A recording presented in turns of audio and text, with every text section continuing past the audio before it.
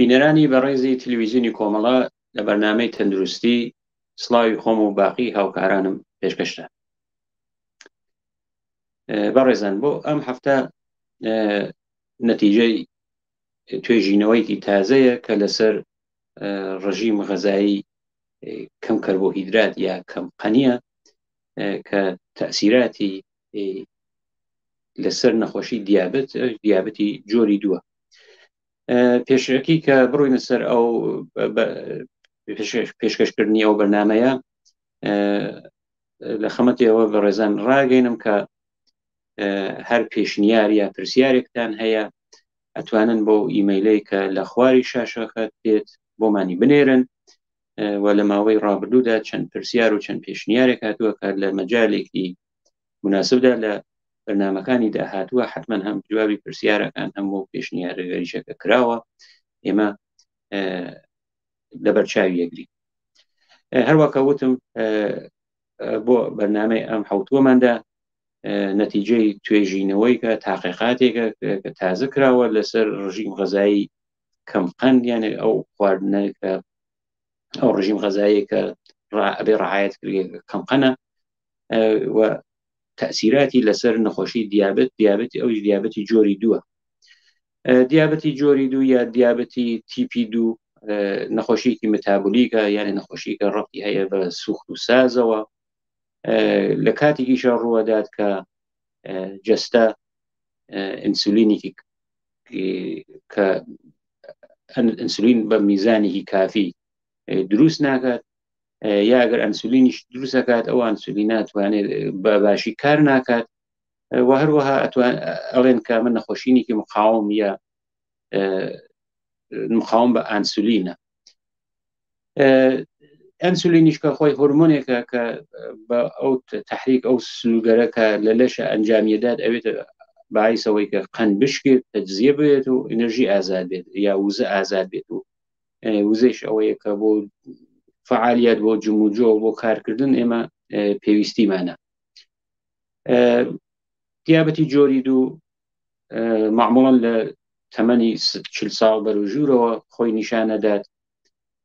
بەڵام ئەتوانێت لە 25 ساڵ بەروژوورە و یەکەم خواردتریش حتا ئەو دیابەتە ئێمە ببینین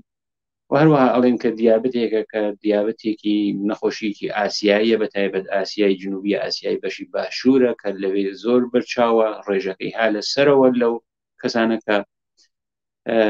هۆکارەکانیشی کە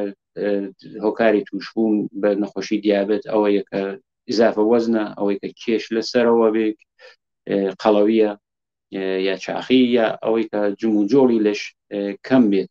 ئەوانە لە هۆکارگەرێکن کە ئەتوانێت هۆکاری نەخۆشی دیابەتی جۆری دوو بن. تقریبا 90% ئەو کەسانیش کە تووشی دیابەت ئەبن یا دیابەتیان هەیە لە عاڵەمە 90% دیابەتی جۆری دویان هەیە. ئەگەر هاوڕێ ئیدیتۆرمان زەحمەت کێشێ وێنەی ژمارەیەکمان پێ نیشان بدات لەم وێنەیە ئێمە ئەبینین کە نەخۆشی دیابەتی جۆری دوو نەخۆشیکی عالەمگیرە یعنی نەخۆشیکە کە لە هەموو عالەمە بڵاوە و بەڵام ڕێژەکەی فەرقەکە بۆ وێنە لەو ناوچانەی کە ئێمە ئەژین ئەو بەشەی ئاسیا ئەو نەخۆشیە بەربڵاوتر لەم وێنە کە ئیسا ئەبینن هەرچی ڕەنگەکە تۆخترە بێت ئەوەی کە لە زەردەوە ئەڕوات بەرەو سوورێک کە سوورەکەی حتا بەرەو قاوەیی کە بێ هەرچی ڕەنگەکە تۆخترە بێتەوە ڕێژەی توشبوانی نەخۆشی دیابەت لەو شوێنانە ها لەسەرە و زۆرترە هەروەکە ئەبینن ئەو ناوچەیشەکە ئێمە تیاژین نەخۆشی دیابەت ها لەسەرەوە لەو ئامریکای خوارووە بە بەشی باشووری شیلی بولیوی پێڕوو ئەوانیشە وڵاتگەرێکن هەروەکو ئاسیا ڕێژە و نەخۆشینە تا ڕادەیە ها لەسەرەوە ئێران بەچاو سووریە تورکیە عێراق کەمترە سعودی و مسر زۆرترن هەروەکەی بین و هەروە کە شارەمانکرد نەخۆشیکی عالەمگیرە لە تواو دنیا هەیە بەربڵاوە کە ڕەفتی هەیە بەوەی کە ئەو ئیزافە وەزن کۆنتترۆل وەزن نەکردگەی کێشی لەش لەسەرەوە بێت ئەوە هۆکارێکە جموجۆ لە خوارەوە بێت کەم فعالیت کەم تەحڕکی ئەوانە لە هۆکارگەرێکن کە عامل و دروستبوونی دیابەتن یا توشبوون بە دیابەتی جۆری دوو. هەروەکە عرض خزمەتانم کە دیابەت دوو جۆرە دیابەتی دووە کە شارمان پێکرد دیابەتی ترمان هەیە کە دیابەتی جۆری یەک یا تیپی یەکە کە ئەم دیابەتی تیپی یەکە زۆرتر لە تازە لاوانە یا لە مناڵانە ئێمە ئەیبینین لە ئەوانەی تر جستیان ناتوانێت ئینسولین دروست بکات ئەوە یەکە ئەنسولینیان پێدەن دەرمانەکەیان ئەنسولینە مستەقیمەن بەڵام دیابەتی دوو یا تیپی دوو ئەو دیابەتە غێرە وابەستەست بە ئانسولین ڕبتێکی مستەقیمی نییە بە ئانسولین باوکو ئەوەی کە گۆڕینی بۆ دەرمانی گۆڕینی سەبکی ژیان یا بەکاربردنی دەرمانگەرێکی غێرە ئانسولینی وەکو قورس بە شێوەی قورسە ئەوە دیابەتەکە دەرمانی ئەو دیابەتیە ئەو مەرز قەنەسەکە بەکاردێت. ئەو نیشانەکانی دیابەتی جۆری دوو کامانن.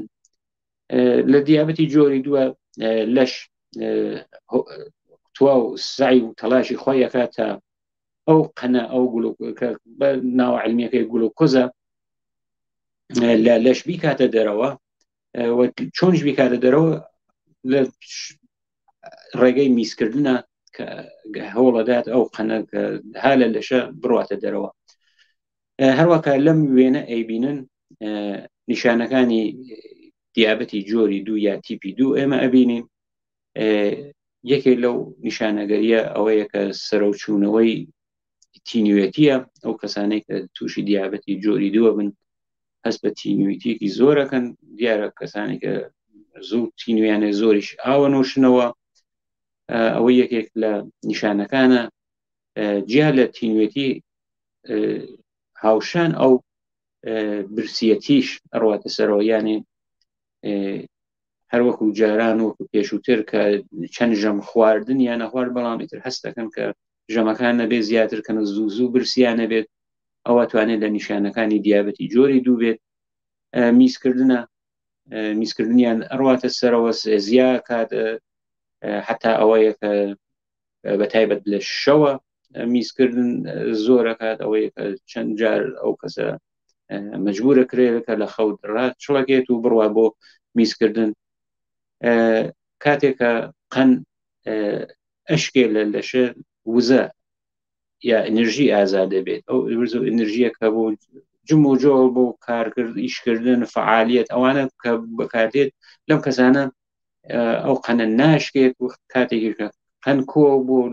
یانە ڕێژەکەی لە خوێنە چووە سەر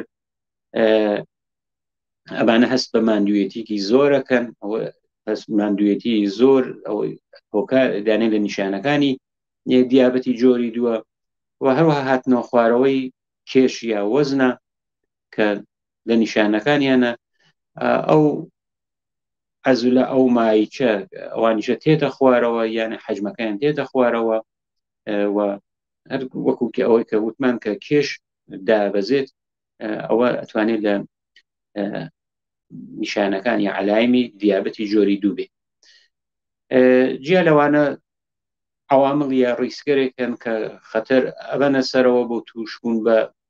دیابەت ئەو ڕیسکەرە چین ئەو عوامڵ خەتەرە یا مەترسیگەرە چین کە ئەتوان هۆکار بن بۆ تووشبوون بە نەخۆشی دیابەتی جۆری دوو. ئەتوانێت ئیزافە وەزن بێت، چاخی قەڵەوی بێت، ئەوانە هۆکارن بۆ تووشبوون بە نەخۆشی دیابەت. ڕژیم غەزاییکی ناسالم ناوەی کە بێداشتی نەبێ مەبەست ئەوەیە کە ئەو ڕژیم غەزاییە کنترۆڵ نەکرابێت زۆرتر موادەکەی قەنی بێت، موادێکی سەنگین خواردن بێت، کەمتر لە سەوزەجات و میوە استفادە کردێ ئەوانە لە ڕیسکەکانە کە کەسێک ئەتوانێت کە ڕیسکی خەتەر بێ بۆ تووشبوون بە نەخۆشی دیابەتی جۆری دوو. فعالیت و جموجۆڵی کەمە یەکێک لە هۆکارە ئەسڵی سەرەکەیەکانە ریسکێکی زۆر گەورەیشە. هەروەها کولسترۆل خۆین ئەگەر لە سەرەوە بێت ئەویش ریسکێکی زۆرە کە ئەو کەسانە تووشی دیابەت بن. کولسترۆل چۆری خوێنە، یەکێ لەو چۆری گەرەسە کە ئەگەر بڕواتە سەرەوە ئەتوانێت هۆکارێ بێت کە نیشان ریسکێ بێ بۆ نەخۆشی دیابەت. فشار خوێن ئەگەر لە سەرەوە بێت ئەوەش ریسکێکی خەتەرناکە. سگار کێشانن، ئەویش ریسکێکە کە ئەتوانێت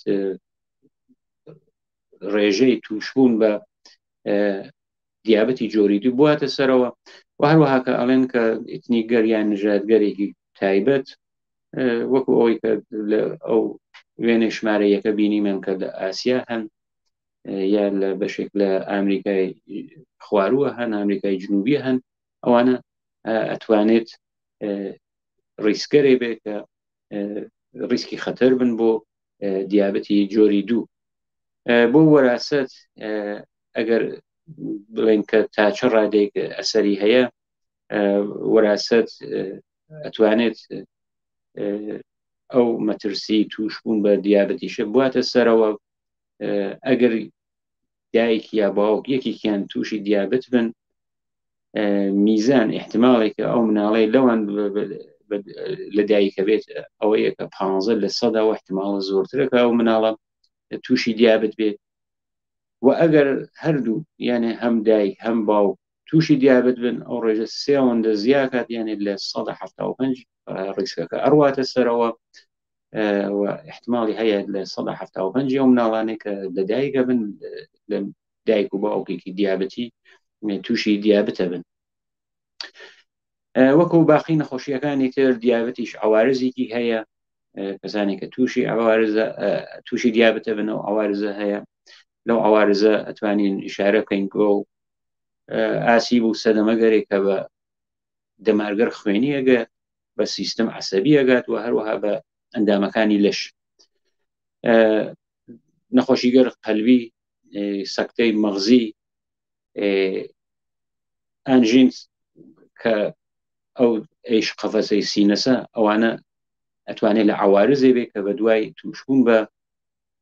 نەخۆشی دیابەت ببینرێت. بۆ وێنە ئاسیب بۆ سیستمی عەسەبی، ئەو کەسانێک کە تووشی دیابەتەوەن هەست بە مروژانەوە لە پەنجەکانی قاچیان تەسیانەکەن، ئەڵێن کە ژێر قاچمان وەکو دەرزی ئاژێنێکرد، وەکو دەرزی مروژانەکات. ئەوە تەسیراتێکە کە دیابەت هەیەی لەسەر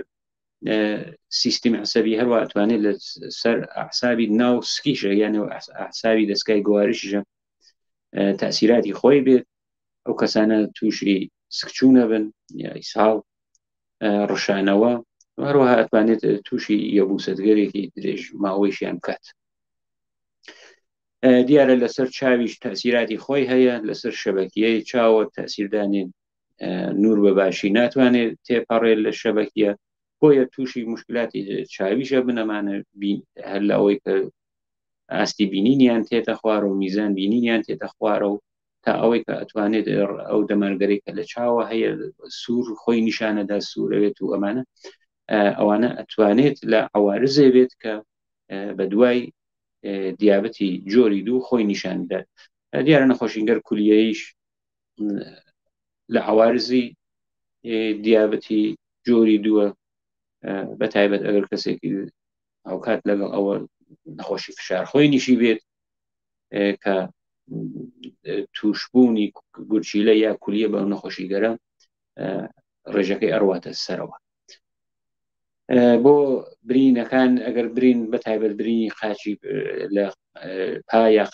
قاچە بێت، ئەو برینگەرە زۆر بە سەختی چاکە بنەوە لە درێژ ماوە ئەتوانێت بنە ئاماگەرێکی زۆر خەتەرناکتر و ئەگەر تەداوی نەکردن، ئەگەر چاودێری نەکردن، پانسمان و تەمیزکردن ئەوانە نەکرێت، ئەو برینگەرەی بەتایبەت ئەو برینگەرەی کە لە قاچە دروستە بێت ئەتوانێت عوارزێکی زۆر خەتەرناکی لە داهاتووە بێت بۆ ئەو کەسانی کە تووشی دیابەتن. دیارە بۆ کنترۆڵ و مراقبەتی دیابەتی جۆری دوو ئەوەیە کە کنترۆل قەن بکرێت، کنترۆلی قەن یعنی میزانی ئەنازەگیری قەنی خۆیان بکرێت لە ماوەی گەر مرەتەبە مانگی جارێک کە بزانێ و کەس بزانێ ئایا قەن خۆینی چووەتە سەرەوە بەتایبەت کەسانێکێت لە 40 ساڵ بەروژور ئەچن ئەبێ ئەو کنترۆڵە حتا ماوەکەشی کەمترەوە بێتەوە باشترە. دەرمانەکەیشی کە ئشارەمان کرد گۆڕینی سەبکی ژیانە، ئەگەر جموجۆ فعالیت کەمە ئەبێ ئەوانە زۆر بکردنەوە، پیادەڕەویە، دووچەرخە سوواریە، کێوچوونە و وەرزشکردنە، ئەوانە دەور و نەخشی خۆی هەیە لە پرۆسەی دەرمانی دیابەتە. ڕژیمی غەزاییەکی سالمە، ئەو مەوادەی کە قەنیان هەست کەمە بکردن، جێنشینەکەیان بێتە سەوزەجات و میوە، یا وەرزشکردن کە ئەتوانێت یارمەتیدەر و دەرمانێک بێت. دیارە دەرمانیشی هەیە، دەرمانەکەی کە بە شێوەی قورسە بۆ کەسانە ئەیدەن بۆ دەرمانبوون و بۆ چارەسەرکردنی نەخۆشی دیابەتی جۆری 2. بەڵام کنترۆڵی سەتحی خوێن، سەتحی قەن لە خوێنە، هەروەها کنترۆڵی فشار خوێن، ئەوەی کە چۆری خوێن نەچوێتە سەرەوە بەتایبەت کولۆسترۆڵ، ئەوانە مراقبەتگەرێکە کە ئەتوانێت وەکو ئیقداماتێکە ئەو کەسە بزانێت چنێک هالە مەترسی و ڕیسکی توشبوون بە نەخۆشی دیابەتی هەیە کە لە بەرچاوی بگرێت. بەڵام بۆ ئەو توێژینەوە تازە کە کراوە تقریبا ماوەی لەوە پێش لە بریتانیا کران، نەتیجەکەی دراوە دەرەوە کە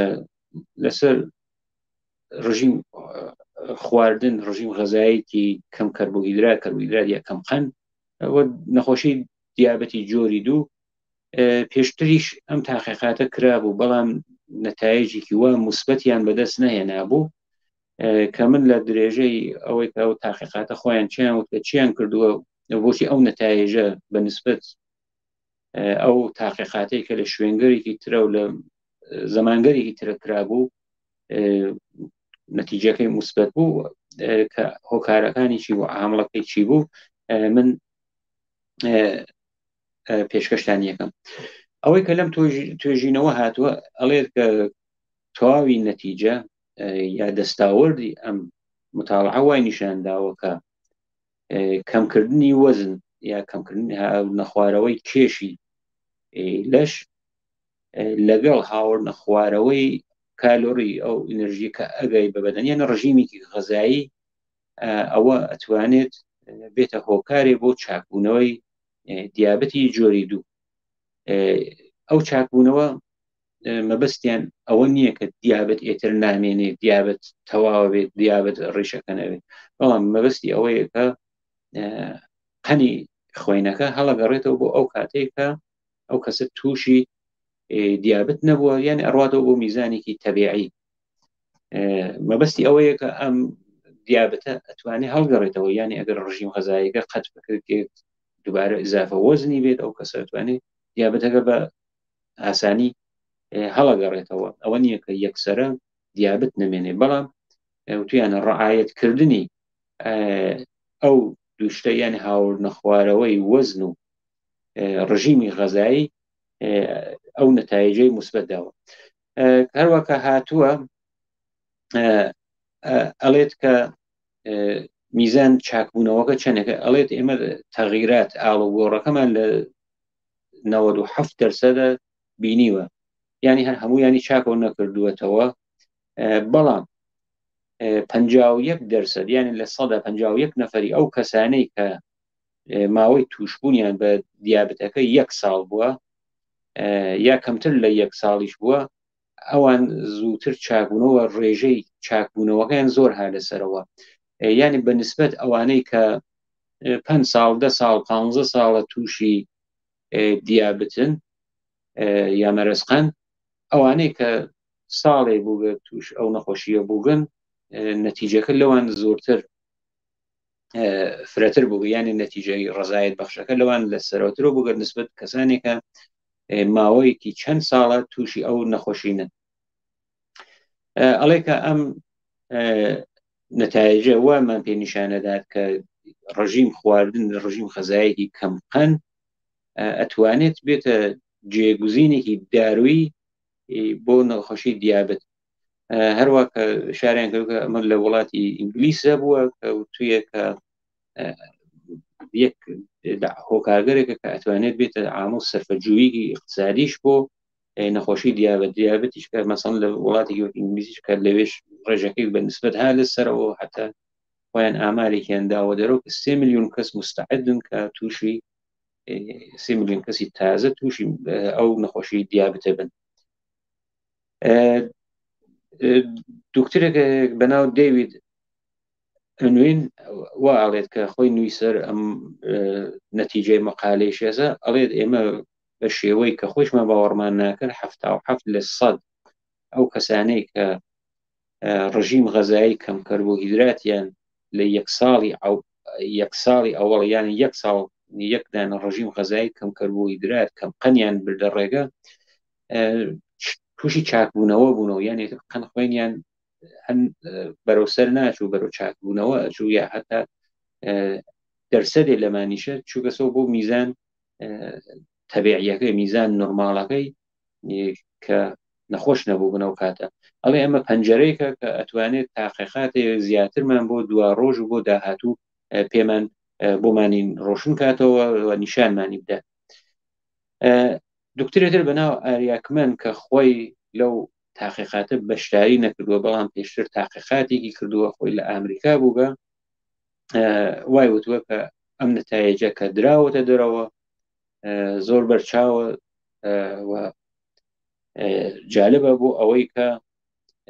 زۆربەی ئەوانەی کە نەخۆشی دیابەتی جۆری دویان هەیە پێیان خۆشێتتر دەرمان لابن. دەرمان ئەوەی هەموو ڕۆژێک دەرمان بخۆن ئەوەزە کە کەمێ هەست بە ماندوویەتیەکە نەخۆشی دیابەتیش ئەوەیە کە نەخۆشیەکی صاحب العلاجە، یانێ ئەوەی کە مادام العمرە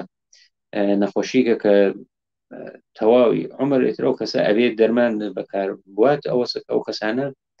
هەست بەواکەن تر هەموو ڕۆژێک ماندوو بن. ئەڵێت کە یەکی لەو نەتایجەی کە بەرچاوە ئەوەیە کە زۆربەی نەخۆشەکان پێیان خۆشەکە ئەو دەرمانە نەوێت لە ڕەوشێکی تر بۆ چارەسەرکردنی دیابەت کەڵکوەربگرن. ئەڵێ هەروە تاقیقاتە وای نیشانمانی داوە کە دەرسەدەکەی تا چە ئەنازەی ئەتوانین دڵخۆش بین کە تەسیراتەکەی چەندێکە، ئایا تەسیرەکەی زۆرە یاکەمە، هەروەکە ئەو ئامارەی کە لە ئەوڵدایان تەسیرەتەکەی زۆرتر بوو بەیانێ ئەوەی کە لە زیاتر لە 75% تێپەڕاندوە، یانە نەتایجێکە مثبت بووگەوە تەسیراتی مثبتێکە ڕژیم خواردنی کەمقەن لەگەڵ هاوڕ نەخوارەوەی کێشا و هاوڕ نەخوارەوەی کێشە بە دوو حاڵە، یەک بە وەرزش بووگە یا بە فعالیت و جموجۆڵێکی زیاتر کە وەزنی لەش بێتە خوارەوە، حتا ئەوەی شارەکەەوە ئەگەریش بە جەڕاحی هاتوێتە خوارەوە هەردووکی نەتایجەکەی مثبت بووە. ئەڵێ ئەمانە نیشانمانەدا کە لە داهاتووە چۆن توانین لەگەڵ نەخۆشەکانی خۆمان کە دیابەتیان هەیە مدیریت و کۆنتڕۆلی دیابەتی جۆری دووکەین. ئەڵێ کە دیابەت جۆری دوو بیماریکی مادام العمرە، بەڵام ئەم تاقیقاتەوە نیشانمانەدا کە بهبوودی درێژماوە ئیمکان پەزیر هەیە کە بتانین لەسەری لە داهاتووە بۆ داهاتوو درێژە بەو تاقیقاتی خۆمانش بنێ. دیارە هەواڵێکە بێهبودیەکە ئەوە نییە کە نەخۆشی دیابەت ڕیشەکان بکرگێن، بێهبودیەکە ئەوەیە ئەو کەسەیەتر پێویستی بە خواردنی دەرمان نەبێت و ئەو ڕێژەی خوێنە ئەو قەن خوێنە بەو میزانە بێت کە میزانی تەبیعی یا نورماڵێکە بەدەنی هەیەتی. ئەوەی کە دیسانەوە ئەویان وتووە کە ئەتوانێت ئەگەر ڕژیم غەزایەکە قەت بێت، ئەگەر کێش یا وەزن بڕواتە سەرەوە دیسانەوە دیابەتەکە هەڵگەڕێتەوە، یعنی قەن خوێن بڕواتە سەرەوە پێویستی بێت حتمەنەکە دارو مەسرە بکرێت. ئەڵێ ئێمە ئازانین کە 80 تا 90% ئەو کەسانەی کە دیابەتیان هەیە ئەمانە تووشی ئیزافە وەزن و قەڵەوین. بۆ ئەوەیە کە هاور نەخوارەوەی وەزن ئیسە چه جەڕاحی بێت چه ئەوەی کە کەم خواردن بێ ڕژیم غەزایی بێ ئەتوانێت بە چاکبوونەوە یا بەهبوودی نەخۆشی دیابێت بۆ ئەوەی یارمەتی دەربێت ئەڵێ کەسانێک کە زیاد لە حەد خوارد ناخۆن یان ڕژیم غەزایی کۆنتڕۆڵ ناکەن فرا پڕخۆری ئەەکەن ئەمانە ئەتوانێت چۆری و پی لە دەور جگەریانە کۆ بێتەوە ئەم کۆبوونەوەی جگەرە ئەوێتە هۆکارێکە حساسیەتی جگەر بە ئەو گلوکۆزە یا ئەو قەنەوە ها ناوخۆێنە تێتە خوارەوە دوایەوە لە ئەو سلولگەرێکە یەکە سلولگەر بەتای پێژن لە لەشەکە ئەو ئەنسولینە تەرەشحەکە ئەڵێت ئەوانیشە تەرەشحیان تێتە خوارەوە ئەوە ئەتوانێت لە هۆکارەکانی بێت کە ئەو کەسە تووشی نەخۆشی دیابەتی جۆری دوو کات ئەڵێ ئەم ڕژیم غەزاییشە چی ئەو ڕژیمانن کە مەحدودکردن ئەو غەزاگەرنە کە قەنیان ها لەسەرەوە یان ئەو خواردنگەرەی کە قەنیا گلوکۆزە کە ناو عەلمیەکەی قەنەکەی ئەباتە سەرەوە لە لەش ئەڵێ ئاوا ڕژیمێک ئەوەیە کە کەربۆهیدراتەکان کەمەوە بکرێتەوە وەکو نان برنج پەتاتە بەڵام جێگوزینی ئەوانە چییە ئەوەیە کە سەڵجات خوڕگێت یا گۆشت ماسی ئەگەر بوو لە دەسە بوو گۆشت ماسی خورگە یا گۆشت سپی بە جێگەی بەکارهێنانی گۆشتی سوور دیارە بام و گوێز وەکو موادێکی مؤثر مفید لە ڕژیمی غەزایی ئەزانێت دیارە ئەمڕۆ ئەوانەی کە تووشی نەخۆشی دیابەتی جۆری دوم خولی دیابەت ئەوەیە کە پیان ئەڵێن کە نان بۆ وێنە نان گەنم مەخۆن نان جۆ خۆن برنجە ئەگەر دەوری کە دەوریەکەن ئەبێ بکرێتە نیم دەوری هەتا کرێتە 1/4 دەوریەکە کرێتە برنج باقی دەوریەکە بۆ ڕف ئەوەی کە زوو برسینەوە کەسە بە سەوزەجات و بە میوە و ئەوانە جێگوزین بکرێت ئەجێ ڕژیم غەزایی ئەم ڕژیم غەزایی ئەگەر کەمخەن چه کارێکی ئەکات چه بۆچی دەوری چییە ئەڵێ یەکێک ئەوەی کە ئەو سلولگەر بێتە لە پانکراس یا لەوزن معدە ئەوانە کاراییان باشترە کات یانە تەرەشح بۆ تەرەشح ئەنسولین باشترە بێت و هەروەها چۆری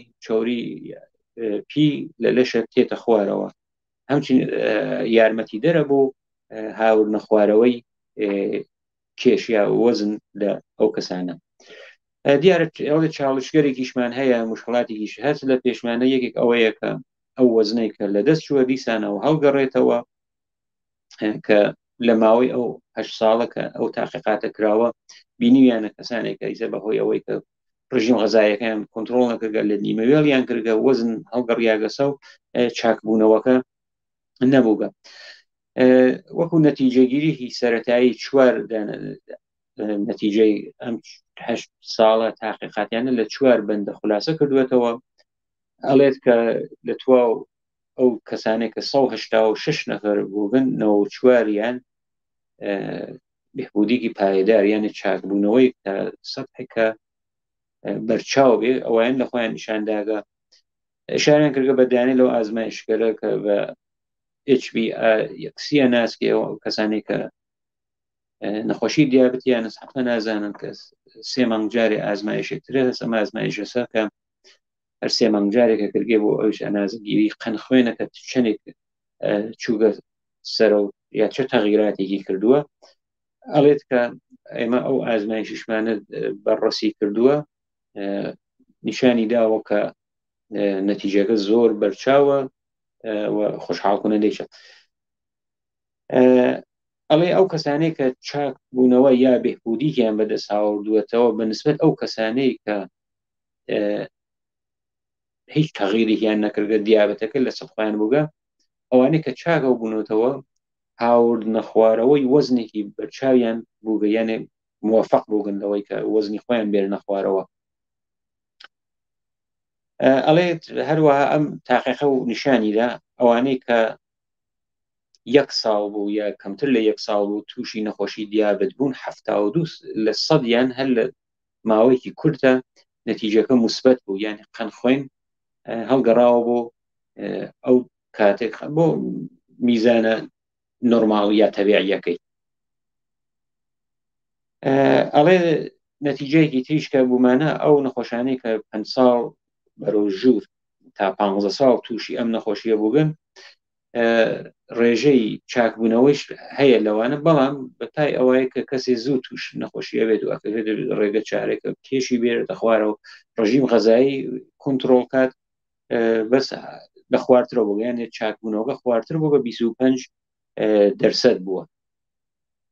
دیارە کەسی زووتر تووشی بزانێت کە زووتر بزانێت تووشی نەخۆشی دیابەت بووە زووتر ئەقدام بۆی کە وەزنی نەتڕاتە سەرەوە کۆنتڕۆڵ وەزنی خۆی کات و ڕژیم غەزایی کۆنتڕۆڵ کات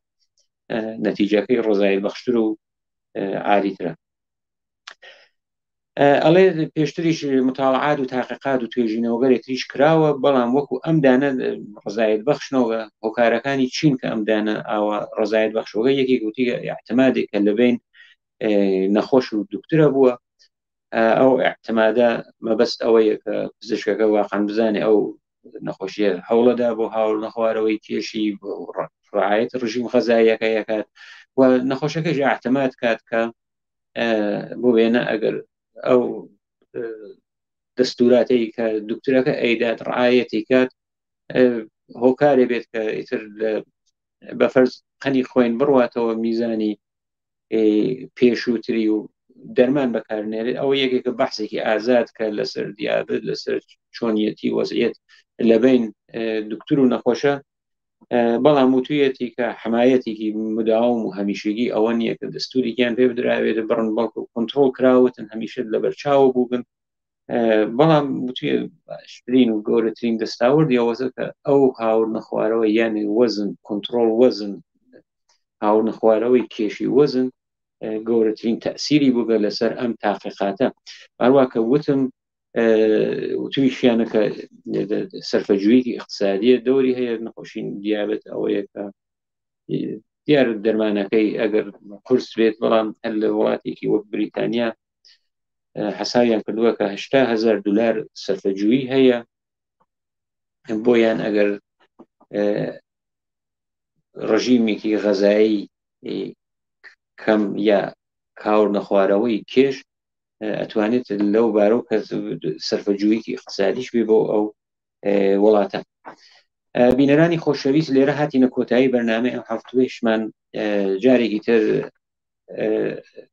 ئەگەر پێشنیارێک یا پرسیارێک هەیە ئەتوانن بۆ ئیمەیلێک کە لە خواری شاشەی تەلەڤیزیۆنەکە هات بۆمانی بنێرن تا بەرنامەی داهاتوومان لە هەفتەی داهاتوو کات و ساتێکی خۆش پڕ لە شادی و تەندروستی بۆ هەموو لایەکتان بۆ بە ئاواتە خوازی.